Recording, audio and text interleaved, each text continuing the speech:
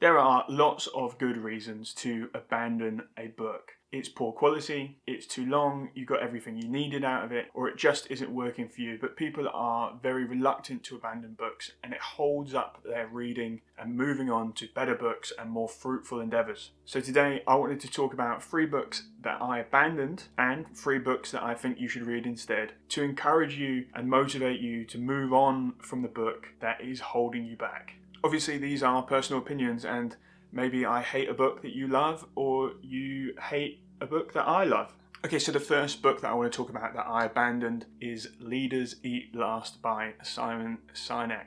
Now, a long time ago, I read Start With Why by Sinek, his first and most famous work, and I don't really remember the details, but I remember at least enjoying it and thinking it was somewhat useful, and as business books go, I didn't think it was the worst I've ever read. However, I lost a lot of respect for Sinek when he just repackaged another author's work almost wholesale, and that's The Infinite Game, which is just a regurgitation of finite and infinite games by James Cass. And he adds very little to Cass's philosophy in that book and sort of misapplies many of the lessons in it. I can only imagine that he wrote this book so that he could fuel his speaking career, which is a problem that most business books have. It was a surprise really why I decided to try and read Leaders Eat Last. I'm in a stage of my own career development where leadership is becoming increasingly more important, and I thought for some reason that I would get something out of this book, and I was wrong. Leaders Eat Last is probably the worst type of business book. It has all of the tropes that cause business books to be of poor quality. 1, it's a poor regurgitation of the primary sources. 2, it is a single idea, poorly extrapolated over 250 pages. You can get most of what this book is trying to say in the first and last chapter. And the stories in the book used to illustrate the points are incredibly tenuous and mostly unbelievable.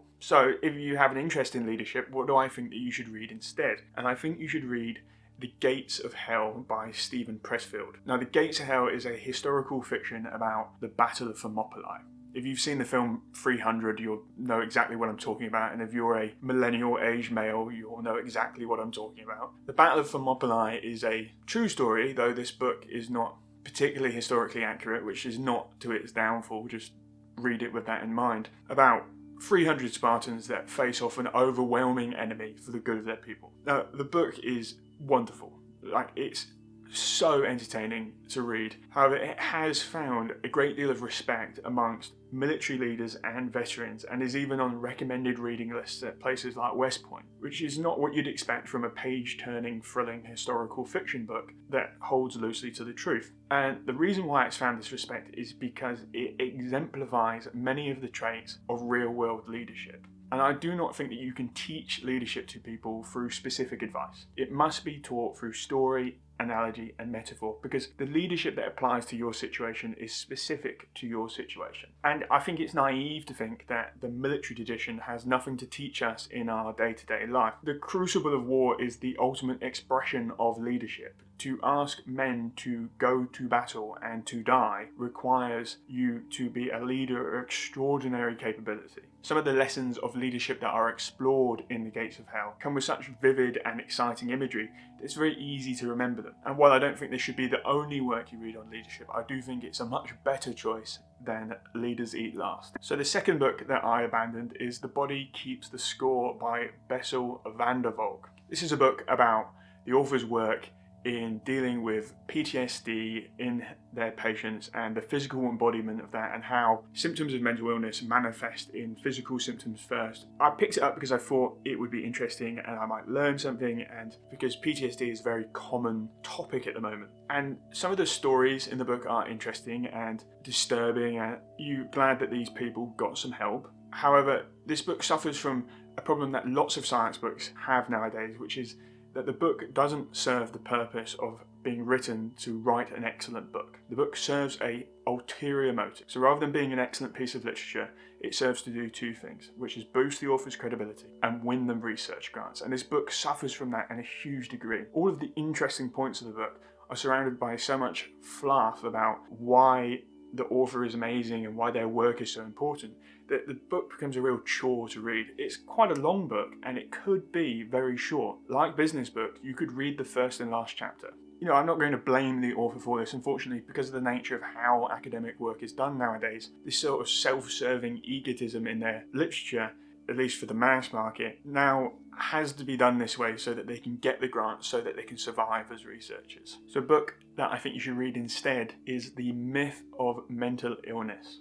So this book is controversial. I'm not suggesting this book because I agree 100% with the author. I am suggesting this book because it offers a radically different viewpoint to the topic of mental illness than much of the discussion nowadays. And I think it's important that we read books that are controversial and read books that offer viewpoints that are less explored so that we can consider them for ourselves. And in fact, the title of this book, The Myth of Mental Illness, produces in some people a visceral emotional reaction that causes them to discount the work immediately. And if you're somebody like that, then I'd question that response. Without reading the work, just based on the title, you're offended or upset or angry. That's not a good way to live, and it's not a good way to intellectually engage with ideas. So, that said, what is this book about? The book is an argument that mental illness has been misattributed as a physical disease. Applying the tools of medical and science is a misapplication of those tools that does more harm than good. The argument suffers somewhat from the time that it was written. It's over 50 years old now, and some of the more recent understanding of brain chemistry and depression and the physical embodiment of these symptoms somewhat weakens some of his points, as well as some of the language being very out of date. However, it is my observation, and I don't think this is particularly controversial, that there is a somewhat of a fetishism about mental illness in our modern society. While I have no doubt that people suffer from problems, the language that we use has slowly lost its meaning. Words like complex PTSD and clinical depression and bipolar disorder are becoming more and more common in everyday language, and that suggests either A, these things are becoming more common, which might be true, or B, we are using them to cover a wider range of symptoms. While I think that A might be true, B is definitely true. And I think that's a problem, because when we start labeling things, that has a very powerful effect on our own psyche. And when people think that there's something seriously wrong with them, when it might just be the case that it's not, they turn to needing more radical treatments. The brain is a very complex and powerful thing in that way. The advantage of reading this book is that if you have never considered the idea that mental illness is to be mistrusted as a topic, some of the ideas in this book are going to be a real surprise to you, and I think they're really worthy of your consideration. Just remember, the point here is that you should read controversial books and make your own decision.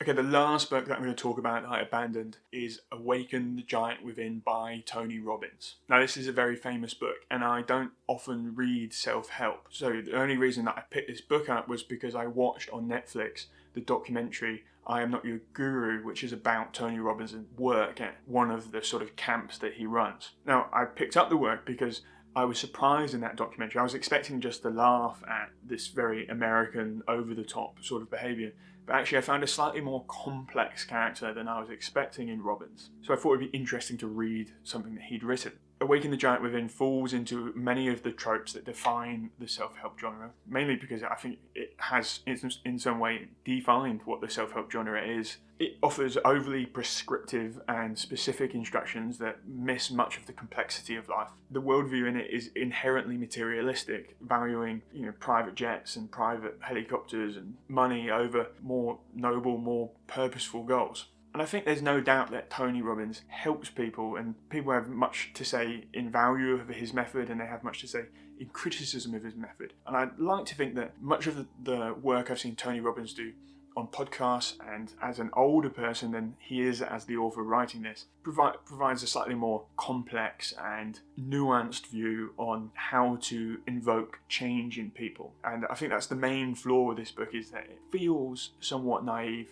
It feels like somebody very young writing it. So if you're a person that reads a lot of self-help and engages with that sort of thing, I want to encourage you to move on from that particular genre. The book that I think you should use that is How to Live by Derek Sivers, which is like the anti-self-help book. Derek Sivers has a very unique style of writing. Every sentence is on its own line. It's very aphoristic in a way. There's no quotes, there's no extrapolation. It's very direct, it's very intentional. And this is 27 conflicting and contradicting ways to live your life. What you're left with is a state of confusion. like getting to the end of one of Plato's dialogues. And that confusion is good, because what it's going to teach you is that there is no quick fix, simple answer to how to live. By reading How to Live by Sivers, you'll get a very condensed version of everything that every self-help book contains anyway. And hopefully it will let you move on from that genre and turn to more complex and developed ideas on how to live your life. Things like classics, the philosophy, good literature. What books have you abandoned? And which books do you think are a better read instead? I'd love to hear about that in the comment section. And have you read any of these books? Do you disagree with me? Have you got something hateful and horrible to say about my reading of The Myth of Mental Illness? I'd like to hear that as well, because I always encourage intellectual discourse. Now, you can find a link in the description for all of the books that I've mentioned, including the ones that I abandoned. There's my Substack, which includes my writing. Thank you very much for listening. My name is Harry Smith, and this is Pages to Practice.